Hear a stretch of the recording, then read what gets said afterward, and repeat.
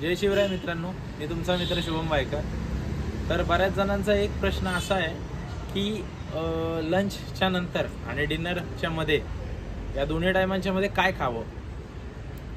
तर बऱ्याच जणांकडे ऑप्शन्स असतात पण ते दुर्लक्ष करतात आणि कमी न्यूट्रिशियस किंवा अनहेल्दी फूड त्या टायमात कंझ्युम करतात। पण त्याऐवजी जर तुम्ही चांगलं हेल्दी फूड त्या टायमात जर घेतलं तर ते तुमच्या आरोग्यासाठी खूप फायदेशीर ठरतं। सो त्यासाठी तुम्ही ब्रेड पीनट बटर हे घेऊ शकता, जमलंच तर फ्रूट सॅलड हेही ट्राय करू शकता, किंवा अशा गोष्टी स्प्राउट्स सॅलड हेही तुम्ही खाऊ शकता त्या टायमात। किंवा त्या टायमात तुम्हाला इवन सँडविच जरी अवेलेबल झालं तरी चालू शकतं।